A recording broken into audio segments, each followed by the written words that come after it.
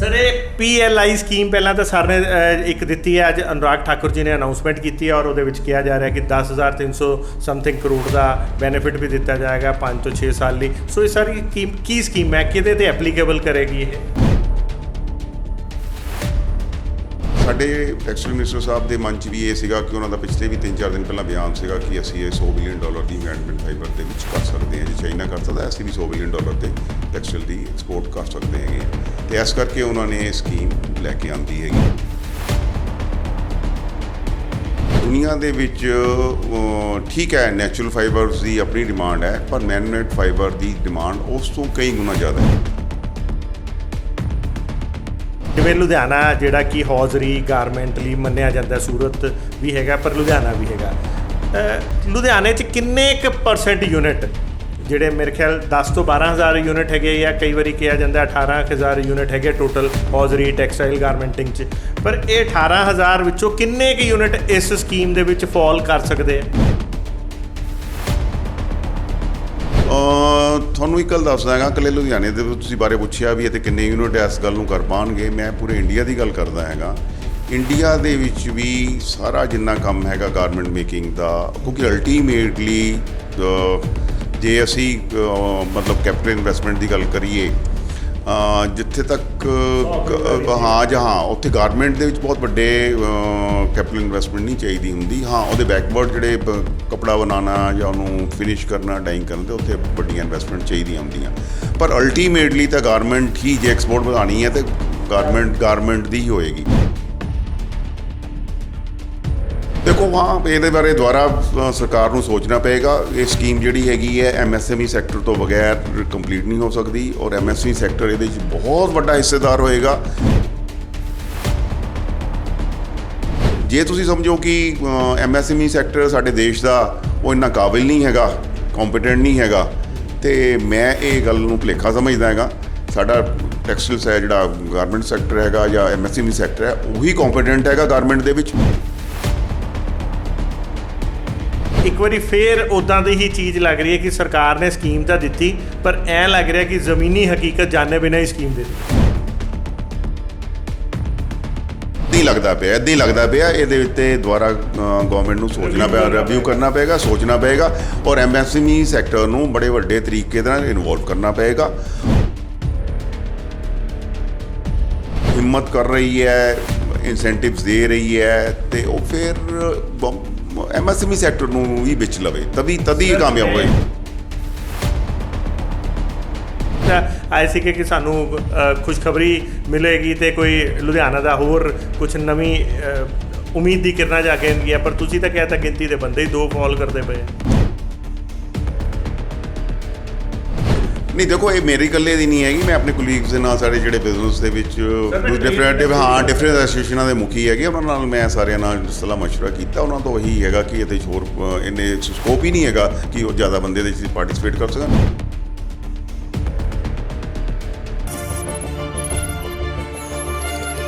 जन हितैषी जन जन की बात जन हितैषी के साथ। जन हितैषी देख रहे दर्शकों का स्वागत है जन जन की बात जन हितैषी के साथ। दोस्तों मैं संदीप शर्मा एक बार फिर तुहाडे नाल रूबरू हो रहा है, तो अज का जिहड़ा साडा टॉपिक है, मुद्दा है, वो है टैक्सटाइल इंडस्ट्री नूं दित्ती गई PLI स्कीम। जी हाँ, PLI स्कीम जिहदे विच कहा जाता production link incentive basic scheme दी गई है, जिस तो बाद जिहड़ा एक देश की टैक्सटाइल कहा जा रहा है कि इस स्कीम के नाल देश की टैक्सटाइल इंडस्ट्री नूं बूस्टअप करन लई, मोटिवेट करन लई बहुत सारी जिहड़ी हैगियां रखिया गई शर्तां रखिया गई ताकि वो इंडस्ट्री बूस्टअप हो जाए। पर इहदी ज़मीनी हकीकत की है, क्योंकि PLI स्कीम च किहदे ते लाइबल होएगा, बहुत सारे क्वेश्चन आ रहे लोगों के दिलों। सो सारे जानने लिए असीं पहुँचे हैं लुधियाना के जिहड़े मेन कमल एसोसीएशन के प्रधान हैगे है और टैक्सटाइल इंडस्ट्री के मेन आगू लीडर हैगे। सो जानते हैं कि की एक्चुअल स्कीम है और किनू किनू इसका बेनीफिट होगा। नमस्कार सर। नमस्कार संदीप जी। सर ये PLI स्कीम पहला तो सर ने एक दी है, अज अनुराग ठाकुर जी ने अनाउंसमेंट की है और वो कहा जा रहा है कि 10,300 समथिंग करोड़ का बेनीफिट भी दिता जाएगा 5 तो 6 साल ली। सो ये सारी की स्कीम है कि एप्लीकेबल करेगी ये? देखो संदीप जी, ये स्कीम जिहड़ी हैगी है, ये टैक्सटाइल मिनिस्टर ਪੀਯੂਸ਼ ਗੋਇਲ ਨੇ ਦਿੱਤੀ ਹੈਗੀ ਹੈ। ਉਹਨਾਂ ਨੇ 100 ਕਰੋੜ ਜਿਹੜਾ ਹੈਗਾ ਮੈਨਮੇਡ ਫਾਈਬਰ ਤੋਂ ਬਣੇ ਹੋਏ ਗਾਰਮੈਂਟਸ ਜਾਂ ਉਹਨਾਂ ਦੀ ਜਿਹੜੀ ਪ੍ਰੋਡਕਟਸ ਹੈਗੀਆਂ ਉਹਨਾਂ ਦੀ ਐਕਸਪੋਰਟ ਦੇ ਲਈ ਹੈਗੀ ਹੈ, ਉਹਦੀ ਐਕਸਪੋਰਟ ਨੂੰ ਬੜਾਵਾ ਦੇਣ ਦੇ ਲਈ ਹੈਗੀ ਹੈ। ਕਿਉਂਕਿ ਹਾਲੇ ਤੱਕ ਜਿਹੜੀ ਐਕਸਪੋਰਟ ਇੰਡੀਆ ਤੋਂ ਹੁੰਦੀ ਹੈ ਉਹ main natural fibre like cotton ਵਗੈਰਾ ਦੀ ਜ਼ਿਆਦਾ ਹੁੰਦੀ ਹੈਗੀ ਹੈ, ਮੇਨ ਜਿਹੜੀ ਅਸੀਂ ਕਰਦੇ ਹੈਗੇ ਉਹਦੇ ਤੋਂ ਹੁੰਦੀ ਹੈ। ਚਾਈਨਾ ਅਦਰਵਾਈਜ਼ ਜਿਹੜੀ ਹੈਗੀ ਹੈ ਉਹਦੀ ਜ਼ਿਆਦਾ ਐਕਸਪੋਰਟ ਜਿਹੜੀ ਹੈ $200 ਬਿਲੀਅਨ ਦੀ ਟੈਕਸਟਾਈਲ 'ਚ ਕਰਦਾ ਹੈ, ਉਹ ਮੈਨਮੇਡ ਫਾਈਬਰਸ ਤੋਂ ਕਰਦਾ ਹੈਗਾ। ਅਤੇ ਸਾਡੇ ਟੈਕਸਟਾਈਲ ਮਿਨਿਸਟਰ ਸਾਹਿਬ ਦੇ ਮਨ 'ਚ ਵੀ ਇਹ ਸੀਗਾ ਕਿ ਉਹਨਾਂ ਦਾ ਪਿਛਲੇ ਵੀ 3-4 ਦਿਨ ਪਹਿਲਾਂ ਬਿਆਨ ਸੀਗਾ ਕਿ ਅਸੀਂ ਇਹ $100 ਬਿਲੀਅਨ ਦੀ ਮੈਨਮੇਡ ਫਾਈਬਰ ਦੇ ਵਿੱਚ ਕਰ ਸਕਦੇ ਹਾਂ। ਜੇ ਚਾਈਨਾ ਕਰ ਸਕਦਾ ਅਸੀਂ ਵੀ $100 ਬਿਲੀਅਨ 'ਤੇ ਟੈਕਸਟਾਈਲ ਦੀ ਐਕਸਪੋਰਟ ਕਰ ਸਕਦੇ ਹੈਗੇ ਹਾਂ। ਅਤੇ ਇਸ ਕਰਕੇ ਉਹਨਾਂ ਨੇ ਇਹ ਸਕੀਮ ਲੈ ਕੇ ਆਂਦੀ ਹੈਗੀ ਆ। ਸੋ ਤੁਹਾਡੇ ਕਹਿਣ ਦਾ ਮਤਲਬ ਹੈ ਬੇਸਿਕਲੀ ਇਨੋਵੇਸ਼ਨ ਨੂੰ ਮੋਟੀਵੇਟ ਕਰਨ ਲਈ ਹੈਗੀ ਹੈ ਅਤੇ ਐਕਸਪੋਰਟ ਨੂੰ ਪ੍ਰਮੋਟ ਕਰਨ ਲਈ। ਹਾਂ, ਤੁਸੀਂ ਇਨੋਵੇਸ਼ਨ ਕਹਿ ਲਓ ਜਾਂ ਇਹਦੀ ਜ਼ਰੂਰਤ ਕਹਿ ਲਓ। ਦੁਨੀਆ ਦੇ ਵਿੱਚ ਠੀਕ ਹੈ ਨੈਚੁਰਲ ਫਾਈਬਰਸ ਦੀ ਆਪਣੀ ਡਿਮਾਂਡ ਹੈ, ਪਰ ਮੈਨਮੇਡ ਫਾਈਬਰ ਦੀ ਡਿਮਾਂਡ ਉਸ ਤੋਂ ਕਈ ਗੁਣਾ ਜ਼ਿਆਦਾ ਹੈ। ਅਤੇ ਅਸੀਂ ਜੇ ਐਕਸਪੋਰਟ ਵਧਾਉਣਾ ਚਾਹੁੰਦੇ ਹਾਂ ਜਿਹੜੀ 25 ਤੇ 35-40 ਬਿਲੀਅਨ ਦੀ ਅਸੀਂ ਟੈਕਸਟਾਈਲ ਦਾ ਪੂਰਾ ਸੈਕਟਰ ਕਰਦਾ ਹੈ ਪੂਰੇ ਸਾਲ ਦੇ ਵਿੱਚ, ਜੇ ਉਹਨੂੰ 100 ਕਰੋੜ ਤੋਂ ਕਰਨਾ ਚਾਹੁੰਦੇ ਤਾਂ ਸਾਨੂੰ ਵੀ ਜਿਹੜੀ ਚੀਜ਼ ਦੀ ਜ਼ਰੂਰਤ ਹੈਗੀ ਹੈ ਡਿਵੈਲਪਡ ਕੰਟਰੀਜ਼ ਨੂੰ ਲਾਈਕ ਮੈਨਮੇਡ ਫਾਈਬਰ ਜੋ ਚਾਈਨਾ ਕਰਦਾ ਪਿਆ, ਸਾਨੂੰ ਵੀ ਉਹਨੂੰ ਵਧਾਉਣ ਦੇ ਲਈ ਇਹ ਮੈਨਮੇਡ ਫਾਈਬਰ ਦੀ ਐਕਸਪੋਰਟ ਵਧਾਉਣੀ ਪਏਗੀ। ਉਹਦੇ ਲਈ ਹੀ ਇਹ ਸਕੀਮ ਲੈ ਕੇ ਆਂਦੀ ਗਈ ਹੈਗੀ ਆ। ਇਸ ਸਕੀਮ ਦੇ ਵਿੱਚ ਜਿਹੜਾ ਹੈਗਾ ਮਿਨਿਸਟਰ ਸਾਹਿਬ ਨੇ 2 ਤਰੀਕੇ ਦੀ ਸਕੀਮਾਂ ਦਿੱਤੀਆਂ। ਇੱਕ ਦੇ ਵਿੱਚ 300 ਕਰੋੜ ਦੀ ਕੈਪੀਟਲ ਇਨਵੈਸਟਮੈਂਟ ਹੈਗੀ ਹੈ ਪਲਾਂਟ ਮਸ਼ੀਨਰੀ ਔਰ ਬਿਲਡਿੰਗ 'ਤੇ, ਲੈਂਡ ਨਹੀਂ ਉਹਦੇ ਵਿੱਚ ਹੈਗੀ, ਔਰ ਉਹਦੇ 'ਤੇ ਅਗੇਂਸਟ 600 ਕਰੋੜ ਦੀ ਟਰਨਓਵਰ ਕਰਨੀ ਹੈਗੀ ਹੈ। ਸੈਕਿੰਡ ਦੇ 'ਚ 100 ਕਰੋੜ ਦੀ ਇਨਵੈਸਟਮੈਂਟ ਕਰਨੀ ਹੈ ਔਰ ਉਹਦੀ ਟਰਨਓਵਰ ਫਿਰ 200 ਕਰੋੜ ਹੋਣੀ ਚਾਹੀਦੀ ਹੈਗੀ ਹੈ। ਜੀ ਸਰ, ਮੈਂ ਇਹ ਪੁੱਛਣਾ ਚਾਹੁੰਦਾ ਹੈ ਜਿਵੇਂ ਲੁਧਿਆਣਾ ਜਿਹੜਾ ਕਿ ਹੌਜ਼ਰੀ ਗਾਰਮੈਂਟ ਲਈ ਮੰਨਿਆ ਜਾਂਦਾ, ਸੂਰਤ ਵੀ ਹੈਗਾ ਪਰ ਲੁਧਿਆਣਾ ਵੀ ਹੈਗਾ। ਲੁਧਿਆਣੇ 'ਚ ਕਿੰਨੇ ਕੁ % ਯੂਨਿਟ ਜਿਹੜੇ ਮੇਰੇ ਖਿਆਲ 10 ਤੋਂ 12,000 ਯੂਨਿਟ ਹੈਗੇ, ਜਾਂ ਕਈ ਵਾਰੀ ਕਿਹਾ ਜਾਂਦਾ 18,000 ਯੂਨਿਟ ਹੈਗੇ ਟੋਟਲ ਹੌਜ਼ਰੀ ਟੈਕਸਟਾਈਲ ਗਾਰਮੈਂਟਿੰਗ 'ਚ, ਪਰ ਇਹ 18,000 ਵਿੱਚੋਂ ਕਿੰਨੇ ਕੁ ਯੂਨਿਟ ਇਸ ਸਕੀਮ ਦੇ ਵਿੱਚ ਫਾਲ ਕਰ ਸਕਦੇ ਕੀਤੇ ਕਰਨਗੇ? ਸੰਦੀਪ ਜੀ, ਮੈਂ ਤੁਹਾਨੂੰ ਇਕੱਲੇ ਲੁਧਿਆਣੇ ਦੀ ਨਹੀਂ ਗੱਲ ਕਰਦਾ। ਸਾਡੇ ਇੰਡੀਆ ਦੇ ਵਿੱਚ ਟੈਕਸਟਾਈਲ ਦੇ ਜਾਂ ਗਾਰਮੈਂਟਸ ਦੇ 10 ਕਲਸਟਰ ਹੈਗੇ ਨੇ, ਮੇਨ 8 ਤੋਂ 10 ਕਲਸਟਰ ਹੈਗੇ ਨੇ, ਜਿਸ 'ਚ ਲੁਧਿਆਣਾ ਵੀ ਇੱਕ ਵੱਡਾ ਕਲਸਟਰ ਹੈਗਾ ਵੈ। ਉਸ ਤੋਂ ਇਲਾਵਾ ਤ੍ਰਿਪੁਰ, ਮਹਾਰਾਸ਼ਟਰ, ਆਪਣਾ ਤਮਿਲਨਾਡੂ ਦੇ ਵਿੱਚ ਤ੍ਰਿਪੁਰ ਔਰ ਉਹਦਾ ਕਾਫੀ ਉਹਨਾਂ ਦਾ ਏਰੀਆ ਟੈਕਸਟਾਈਲ ਦੀ ਪ੍ਰੋਡਕਸ਼ਨ 'ਚ ਇਨਵੋਲਵਡ ਹੈਗਾ ਵੈ। ਉਸ ਤੋਂ ਮਹਾਰਾਸ਼ਟਰ ਹੈਗਾ ਬੜੇ ਵੱਡੇ ਸਕੇਲ 'ਤੇ, ਗੁਜਰਾਤ ਹੈਗਾ ਵੈ, ਯੂਪੀ 'ਚ ਹੁੰਦਾ, ਕੈਲਕਟਾ ਹੈਗਾ। ਉਸ ਤੋਂ ਬਾਅਦ ਲੁਧਿਆਣਾ ਵੀ ਬੜੇ ਵੱਡਾ ਕਲਸਟਰ ਹੈਗਾ ਵਾ। ਇਹ 8-10 ਕਲਸਟਰ ਜਿਹੜੇ ਹੈਗੇ ਬਹੁਤ ਵੱਡੇ ਕਲਸਟਰ ਨੇ, ਜਿੱਥੇ ਮਤਲਬ ਟੈਕਸਟਾਈਲ ਜਿਹੜਾ ਜਿੰਨਾ ਵੀ ਟੈਕਸਟਾਈਲ ਜਾਂ ਐਕਸਪੋਰਟ ਹੁੰਦਾ ਜਾਂ ਡੋਮੈਸਟਿਕ ਕੰਜ਼ੰਪਸ਼ਨ ਲਈ ਹੁੰਦਾ, ਉਹ ਸਾਰਾ ਇਹਨਾਂ ਕਲਸਟਰ 'ਚ ਹੀ ਬਣਦਾ ਹੈਗਾ ਵਾ। ਤੁਹਾਨੂੰ ਇੱਕ ਗੱਲ ਦੱਸਦਾ ਹੈਗਾ, ਇਕੱਲੇ ਲੁਧਿਆਣੇ ਦੇ ਤੁਸੀਂ ਬਾਰੇ ਪੁੱਛਿਆ ਵੀ ਅਤੇ ਕਿੰਨੇ ਯੂਨਿਟ ਇਸ ਗੱਲ ਨੂੰ ਕਰ ਪਾਉਣਗੇ। ਮੈਂ ਪੂਰੇ ਇੰਡੀਆ ਦੀ ਗੱਲ ਕਰਦਾ ਹੈਗਾ। ਇੰਡੀਆ ਦੇ ਵਿੱਚ ਵੀ ਸਾਰਾ ਜਿੰਨਾ ਕੰਮ ਹੈਗਾ ਗਾਰਮੈਂਟ ਮੇਕਿੰਗ ਦਾ, ਕਿਉਂਕਿ ਅਲਟੀਮੇਟਲੀ ਜੇ ਅਸੀਂ ਮਤਲਬ ਕੈਪੀਟਲ ਇਨਵੈਸਟਮੈਂਟ ਦੀ ਗੱਲ ਕਰੀਏ, ਜਿੱਥੇ ਤੱਕ ਹਾਂ ਉੱਥੇ ਗਾਰਮੈਂਟ ਦੇ ਵਿੱਚ ਬਹੁਤ ਵੱਡੇ ਕੈਪੀਟਲ ਇਨਵੈਸਟਮੈਂਟ ਨਹੀਂ ਚਾਹੀਦੀ ਹੁੰਦੀ। ਹਾਂ, ਉਹਦੇ ਬੈਕਵਰਡ ਜਿਹੜੇ ਕੱਪੜਾ ਬਣਾਉਣਾ ਜਾਂ ਉਹਨੂੰ ਫਿਨਿਸ਼ ਕਰਨਾ, ਡਾਈਂਗ ਕਰਨ 'ਤੇ ਉੱਥੇ ਵੱਡੀਆਂ ਇਨਵੈਸਟਮੈਂਟ ਚਾਹੀਦੀਆਂ ਹੁੰਦੀਆਂ। ਪਰ ਅਲਟੀਮੇਟਲੀ ਤਾਂ ਗਾਰਮੈਂਟ ਹੀ, ਜੇ ਐਕਸਪੋਰਟ ਵਧਾਉਣੀ ਹੈ ਤਾਂ ਗਾਰਮੈਂਟ ਦੀ ਹੀ ਹੋਏਗੀ।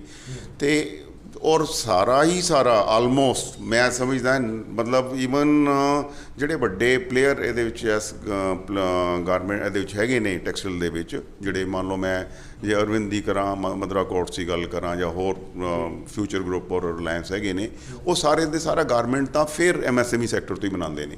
ਅਤੇ ਕੁੱਲ ਮਿਲਾ ਕੇ ਮੈਨੂੰ ਨਹੀਂ ਲੱਗਦਾ ਕਿ ਕੋਈ ਜਿਹੜਾ ਹੈਗਾ ਵੈ ਯੂਨਿਟ, ਮਤਲਬ ਜਿਹੜਾ ਗਾਰਮੈਂਟ ਦਾ ਯੂਨਿਟ ਹੈਗਾ ਵੈ, ਉਹ ਲਾਰਜ ਸਕੇਲ 'ਤੇ ਵਿੱਚ ਆਉਂਦਾ ਹੋਵੇ। ਔਰ ਇਹ ਜਿਹੜੀ ਸਕੀਮ ਹੈ ਉਹ ਮਤਲਬ ਐਟਲੀਸਟ ਲਾਰਜ ਸਕੇਲ ਦੀ ਸਕੀਮ ਹੈਗੀ ਹੈ। ਜੇ 600 ਕਰੋੜ ਦੀ ਮਿਨੀਮਮ ਟਰਨ 600 ਕਰੋੜ ਦੀ ਕਰਨੀ ਹੈ, 200 ਕਰੋੜ ਦੀ ਕਰਨੀ ਹੈ, ਉਹਦੇ 'ਚ ਅਲਟੀਮੇਟਲੀ ਤੁਸੀਂ 200 ਕਰੋੜ ਦੀ ਨਹੀਂ ਕਰੋਗੇ, 100 ਕਰੋੜ ਦੀ ਇਨਵੈਸਟ ਇਹ 1000 ਕਰੋੜ ਦੀ ਮਤਲਬ ਸਕੀਮਾਂ ਹੈਗੀ। ਤਾਂ ਹੀ ਜਾ ਕੇ ਅਸੀਂ ਜੇ $100 ਬਿਲੀਅਨ ਦੀ ਕਰਨੀ ਹੈ ਤਾਂ ਗੌਰਮੈਂਟ ਦੇ ਕੋਲ ਵੀ ਇਹੀ ਹੈ ਕਿ ਅਲਟੀਮੇਟਲੀ ਜਿੰਨੇ ਵੀ ਯੂਨਿਟ ਆਉਣਗੇ ਤਾਂ ਬੜੀ ਵੱਡੀ ਐਕਸਪੋਰਟ ਜਿਹੜੀ ਕਿ ਹੋਣੀ ਚਾਹੀਦੀ ਹੈ, ਜਿੱਦਾਂ ਚਾਈਨਾ ਔਰ ਬੰਗਲਾਦੇਸ਼ ਹੁੰਦੀ ਪਈ ਹੈਗੀ ਆ।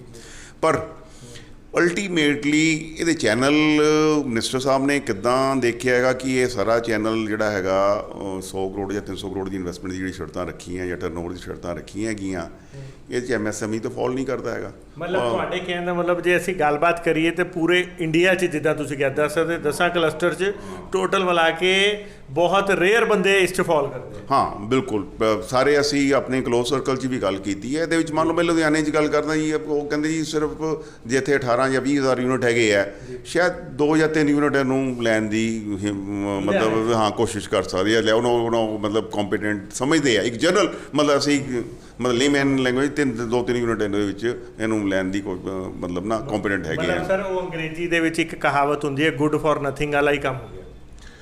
ਦੇਖੋ ਹਾਂ, ਇਹਦੇ ਬਾਰੇ ਦੁਬਾਰਾ ਸਰਕਾਰ ਨੂੰ ਸੋਚਣਾ ਪਏਗਾ। ਇਹ ਸਕੀਮ ਜਿਹੜੀ ਹੈਗੀ ਹੈ MSME ਸੈਕਟਰ ਤੋਂ ਬਗੈਰ ਕੰਪਲੀਟ ਨਹੀਂ ਹੋ ਸਕਦੀ, ਔਰ MSME ਸੈਕਟਰ ਇਹਦੇ ਵਿੱਚ ਬਹੁਤ ਵੱਡਾ ਹਿੱਸੇਦਾਰ ਹੋਏਗਾ, ਔਰ ਤਦ ਹੀ ਜਾ ਕੇ ਇਹ ਜਿਹੜਾ ਸੁਪਨਾ ਹੈਗਾ ਸਾਡੇ ਸਰਕਾਰ ਦਾ ਕਿ ਇਹ $100 ਬਿਲੀਅਨ ਟੈਕਸਟਾਈਲ ਨੂੰ ਅਸੀਂ $100 ਬਿਲੀਅਨ ਤੇ ਲੈ ਕੇ ਜਾਣਾ, ਅਤੇ ਇਹਦੇ ਵਿੱਚ MSME ਸੈਕਟਰ ਨੂੰ ਲੈ ਕੇ ਜਾਣਾ ਪਏਗਾ, ਔਰ ਉਹਨਾਂ ਨੂੰ ਉਹ ਸਾਰੀ ਚੀਜ਼ਾਂ, ਉਹ ਸਾਰੀ ਰਿਆਇਤਾਂ, ਉਹ ਸਾਰੀ ਜੋ ਵੀ ਕੁਝ ਗਵਰਨਮੈਂਟ ਫੈਸਿਲੀਟੇਟ ਕਰ ਸਕਦੀ ਹੈ ਇਸ ਗੱਲ ਨੂੰ ਕਰਨ ਦੇ ਲਈ, ਉਹ ਸਾਰੀਆਂ MSME ਸੈਕਟਰ ਨੂੰ ਵੀ ਪਾਸ ਔਨ ਕਰਨੀ ਪੈਣਗੀਆਂ, ਤਾਂ ਹੀ ਜਾ ਕੇ, ਔਰ ਬਲਕਿ ਇਸ ਤੋਂ ਬਲਕਿ ਲਾਰਜ ਸਕੇਲ 'ਤੇ ਫਿਰ ਆਪਣੇ ਦਮ 'ਤੇ ਬਹੁਤ ਕੁਝ ਕਰ ਸਕਦਾ ਹੈਗਾ।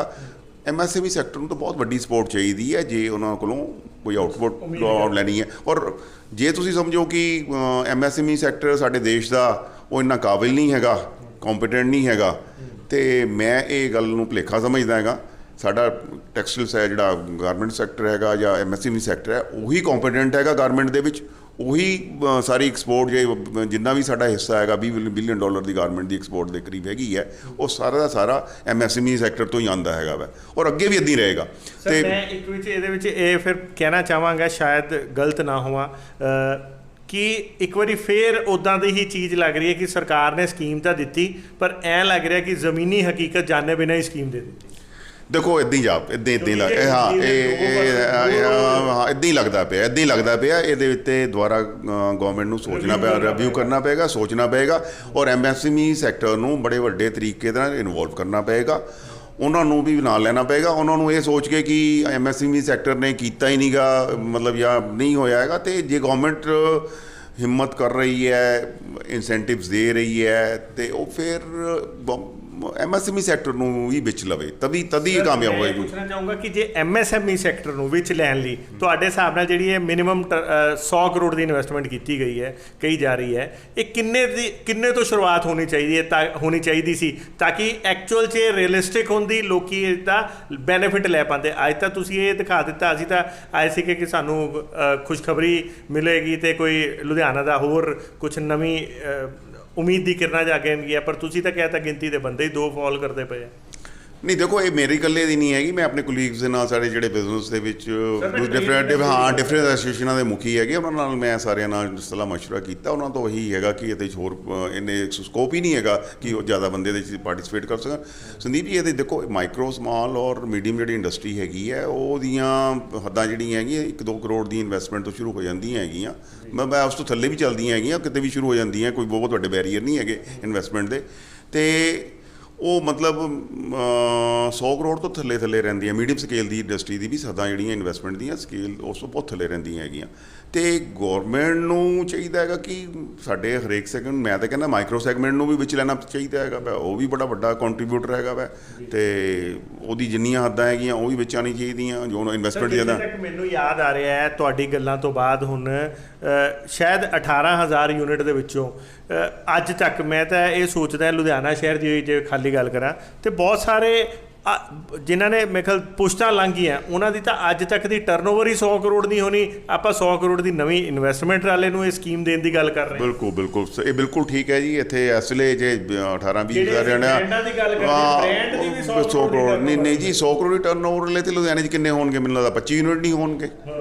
ਤੁਸੀਂ ਕਿੱਦਾਂ ਅਸੀਂ ਕਿੱਦਾਂ ਜਿਹਦੇ ਟਰਨਓਵਰ ਜਿਹੜੀ ਹੈਗੀ 25 ਯੂਨਿਟ ਨਹੀਂ ਹੋਣਗੇ। ਮੈਂ ਗਾਰਮੈਂਟ ਯੂਨਿਟ ਦੀ ਗੱਲ ਕਰ ਰਿਹਾ। ਦੇਖੋ ਦੂਸਰੇ ਯੂਨਿਟ 'ਚ ਹੋ ਸਕਦੀ ਹੈਗੀ ਹੈ, ਮਤਲਬ ਮੰਨ ਲਓ ਜਿਹੜੇ ਸਪਿਨਿੰਗ ਯੂਨਿਟਸ ਹੈਗੇ ਆ ਜਾਂ ਹੋਰ ਫਿਨਿਸ਼ਿੰਗ ਯੂਨਿਟ ਨੇ, ਉਹਨਾਂ 'ਚ ਹੋ ਸਕਦੀ ਹੈਗੀ ਹੈ। ਮੈਂ ਨਹੀਂ, ਸਕੀਮ ਟੋਟਲ ਹੈਗੀ ਹੈ, ਟੋਟਲ ਮਤਲਬ ਟੈਕਸਟਾਈਲ ਦੀ ਸਕੀਮ ਹੈ, ਉਹਦੇ ਵਿੱਚ ਸਭ ਚੀਜ਼ਾਂ ਆ ਜਾਂਦੀਆਂ, ਪਰ ਕੰਪੋਜ਼ਿਟ ਯੂਨਿਟਸ ਨੂੰ ਵੀ ਅਲਟੀਮੇਟਲੀ ਜੇ ਪ੍ਰੋਡਕਟ, ਜੇ ਤੁਸੀਂ ਇਹਨੂੰ ਅਲਟੀਮੇਟਲੀ ਜਿਹੜਾ ਐਕਸਪੋਰਟ ਦਾ ਟਾਰਗੇਟ ਹੈਗਾ ਕਿ ਅਸੀਂ ਮੈਨਮੇਡ ਫਾਈਬਰ ਦੀ ਐਕਸਪੋਰਟ ਵਧਾਉਣੀ ਹੈਗੀ ਹੈ, ਉਹਨੂੰ ਤੁਸੀਂ $40 ਬਿਲੀਅਨ ਤੋਂ $100 ਬਿਲੀਅਨ ਤੱਕ ਲੈ ਕੇ ਜਾਣਾ ਹੈਗਾ, ਤਾਂ ਉਹਦੇ 'ਚ MSME ਸੈਕਟਰ ਨੂੰ ਵਿੱਚ ਨਾਲ ਲੈਣਾ ਹੀ ਪਏਗਾ। ਇਹ ਪੱਕੀ ਗੱਲ ਹੈਗੀ। ਚਲੋ ਸਰ, ਹੁਣ ਜਿਵੇਂ ਫਿਲਹਾਲ ਇਹ ਸਕੀਮ ਆ ਗਈ, ਆਪਾਂ ਤਾਂ ਬੜੇ ਖੁਸ਼ ਸੀਗੇ, ਪਰ ਪਤਾ ਲੱਗਿਆ ਕਿ ਇਹ ਗੁੱਡ ਫॉर ਨਥਿੰਗ ਹੈ, ਕਿ ਸਾਡੇ ਕੁਝ ਦਿੱਤਾ ਵੀ ਨਹੀਂ ਔਰ ਵਾਹਵਾਹੀ ਵੀ ਲੈ ਲਈ। ਤੇ ਅਲਟੀਮੇਟਲੀ ਹੁਣ ਟ੍ਰੇਡ ਤੇ ਇੰਡਸਟਰੀ ਦੀ ਇਸ ਮੰਗ ਲਈ ਕੀ ਤੁਸੀਂ ਅਪੀਲ ਕਰੋਗੇ ਸਰਕਾਰ ਨੂੰ ਦੁਬਾਰਾ ਕੋਈ ਮੈਮੋਰੈਂਡਮ, ਕੋਈ, ਕਿਉਂਕਿ ਤੁਹਾਡੀ ਐਸੋਸੀਏਸ਼ਨ ਦਾ ਕੱਦ ਬਹੁਤ ਉੱਚਾ ਹੈਗਾ, ਪੰਜਾਬ ਟੈਕਸਟਾਈਲ ਹੋਵੇ, ਪਾਕ ਹੋਵੇ ਜਾਂ ਇੱਧਰੋਂ ਕਮਲ ਹੋਵੇ, ਸੋ ਕਿੱਦਾਂ ਅਪੀਲ ਕਰੋਗੇ ਸਰਕਾਰ ਨੂੰ, ਕਿੱਦਾਂ ਰਿਵਿਊ ਕਰਨ ਲਈ ਕੀ ਸੁਜੈਸ਼ਨਸ ਭੇਜੋਗੇ? ਦੇਖੋ ਸੰਦੀਪ ਜੀ, ਵਾਹਵਾਹੀ ਜਿਹੜੀ ਹੈਗੀ ਹੈ ਸਰਕਾਰ ਨੂੰ ਇਸ ਸਕੀਮ ਨਾਲ ਨਹੀਂ ਮਿਲਣੀ ਹੈਗੀ, ਕਿਉਂਕਿ ਸਾਰੇ ਸਰਕਲ ਜਿਹੜੇ ਹੈਗੇ ਆ ਇੰਡਸਟਰੀ ਦਾ ਜਿਹੜਾ MSME ਸੈਕਟਰ ਹੈਗਾ ਉਹਦੇ ਵਿੱਚ ਲੱਖਾਂ, ਮਤਲਬ ਜੇ ਮੈਂ ਲੁਧਿਆਣੇ ਦੀ ਗੱਲ ਕਰਾਂ, ਇੱਥੇ 20-25 ਹਜ਼ਾਰ ਯੂਨਿਟ ਹੈ, ਹੋਰ ਸਾਰੇ ਜਿੰਨੇ ਕਲਸਟਰ ਹੈ ਲੱਖਾਂ ਯੂਨਿਟ ਹੈਗੇ ਨੇ, ਔਰ ਸਾਰੇ ਇਹ ਸਮਝਦੇ ਹੈਗੇ ਕਿ ਇਹ ਸਕੀਮ ਜਿਹੜੀ ਹੈਗੀ ਹੈ ਕਿਸੇ ਨੂੰ ਵੀ ਨਹੀਂ ਮਿਲੇਗੀ, ਤੇ ਤਾਂ ਕੋਈ ਮਤਲਬ ਕੋਈ ਬਹੁਤ ਮਤਲਬ ਵੱਡਾ ਅਰਥ ਨਹੀਂ ਨਿਕਲਦਾ ਪਿਆ। ਤੇ ਮੈਂ ਸਮਝਦਾ ਕਿ ਸਾਡੀ ਐਸੋਸੀਏਸ਼ਨ ਵੀ ਔਰ ਸਾਰੀ ਇੰਡੀਆ ਲੈਵਲ ਦੀ ਸਾਰੀ ਐਸੋਸੀਏਸ਼ਨਾਂ ਇਸ ਗੱਲ ਨੂੰ ਵਾਚ ਕਰ ਰਹੀਆਂ, ਔਰ ਮੈਨੂੰ ਲੱਗਾ ਸਭ ਦੇ ਰਿਐਕਸ਼ਨ ਆ ਜਾਣਗੇ, ਤੁਹਾਨੂੰ ਦੇਖਾਂਗੇ। ਔਰ ਮੇਰਾ ਖਿਆਲ ਹੈ ਕਿ ਮਿਨਿਸਟਰ ਸਾਹਿਬ ਆਪਣੇ ਆਪ ਹੀ ਕੁਝ ਦਿਨਾਂ 'ਚ ਸਮਝ ਜਾਣਗੇ ਕਿ ਇਹ ਜਿਹੜੀ ਹੈਗੀ ਹੈ ਇਹ ਸਕੀਮ ਦੇ ਵਿੱਚ ਇਹਨਾਂ ਨੂੰ MSME ਸੈਕਟਰ ਨੂੰ ਵਿੱਚ ਲੈਣਾ ਪਏਗਾ, ਤੇ ਇਸ ਕਰਕੇ ਅਸੀਂ ਰਿਪਰੈਜ਼ੈਂਟੇਸ਼ਨ ਦੇਵਾਂਗੇ। ਬਾਕੀ ਸਭ ਜੋ ਕੋਈ ਆਣੀ ਆ, ਕਿਉਂਕਿ ਇਹ ਕੋਈ ਐਸਾ ਗੱਲ ਨਹੀਂ ਹੈ ਵੀ ਇਹ ਸਾਨੂੰ ਹੀ ਕੋਈ ਇਕੱਲਾ ਪਿੰਚ ਕਰ ਰਿਹਾ ਇੱਕ ਸੈਕਟਰ ਨੂੰ, ਜਾਂ ਕਿਸੇ ਇੱਕ ਛੋਟੇ ਵੀ ਕਿਸੇ ਇੱਕ ਸ਼ਹਿਰ 'ਚ ਜਾਂ ਕਿਸੇ ਉਹਦੇ 'ਚ ਹੈਗਾ। ਇਹ ਸਾਰੇ ਟੋਟਲ ਨੈਸ਼ਨਲ ਲੈਵਲ ਤੇ ਹਰੇਕ MSME ਸੈਕਟਰ ਜਿਹੜਾ ਯੂਨਿਟ ਹੈ ਟੈਕਸਟਾਈਲ ਦੇ ਵਿੱਚ ਪਿਆ, ਉਹ ਹਰੇਕ ਨੂੰ ਹੀ ਇਹ ਮਤਲਬ। ਤੁਹਾਡੇ ਬਾਕੀ ਸੈਕਟਰਾਂ ਦੇ ਨਾਲ ਵੀ ਗੱਲ ਹੋਈ ਹੈ, ਜਿਵੇਂ ਤੁਸੀਂ ਕਿਹਾ 9 ਹੋਰ ਕਲਸਟਰਸ ਹੈਗੇ ਆ, ਉਹਨਾਂ ਦੇ ਪ੍ਰਧਾਨਾਂ ਦੇ ਨਾਲ ਵੀ ਆਪਸ 'ਚ ਤੁਹਾਡੀ ਕੋਈ ਡਿਸਕਸ਼ਨ ਚੱਲ ਰਹੀ ਹੈ? ਨਹੀਂ, ਹਲੇ ਅਸੀਂ ਨਹੀਂ ਕੋਈ ਕੀਤੀ ਹੈਗੀ ਹੈ, ਬਸ ਇਹ ਫਿਰ ਅਸੀਂ ਕੱਲ੍ਹ ਤੋਂ ਅਸੀਂ ਇਨੀਸ਼ੀਏਟਿਵ ਲਵਾਂਗੇ ਇਹਦੇ ਵਿੱਚ ਨਾ। ਹਾਂ, ਥੈਂਕ ਯੂ।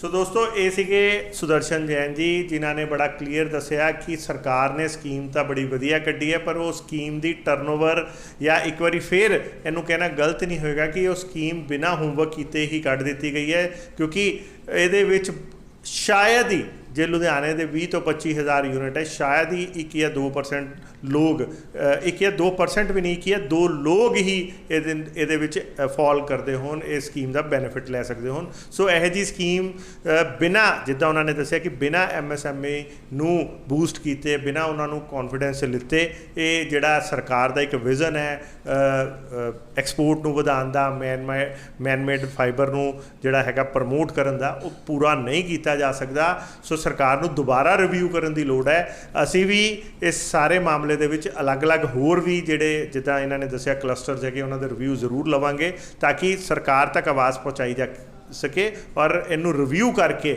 ਵਾਪਸ ਜਿਹੜਾ ਹੈਗਾ ਇਹਦੀ ਟਰਨਓਵਰ ਜਾਂ ਇਹਦੀ ਸਕੀਮਸ ਨੂੰ, ਬੈਨੀਫਿਟਸ ਨੂੰ ਇੱਕ ਮਿਨੀਮਾਈਜ਼ ਏਰੀਏ ਤੋਂ ਸ਼ੁਰੂ ਕੀਤਾ ਜਾ ਸਕੇ, ਤਾਂ ਕਿ ज़्यादा ਤੋਂ ज़्यादा ਲੋਕ ਫਾਇਦਾ ਚੱਕਣ ਔਰ ਦੇਸ਼ ਦੀ ਤਰੱਕੀ ਦੇ ਵਿੱਚ ਭਾਗੀਦਾਰ ਬਣਨ। ਦੇਖते रहो, बने रहो जनहितैषी। धन्यवाद। यदि आपको हमारी ये वीडियो पसंद आई तो हमारे चैनल को लाइक, शेयर और सब्सक्राइब करें। ऐसी और अपडेट्स देखने के लिए बेल आइकॉन ज़रूर दबाएं।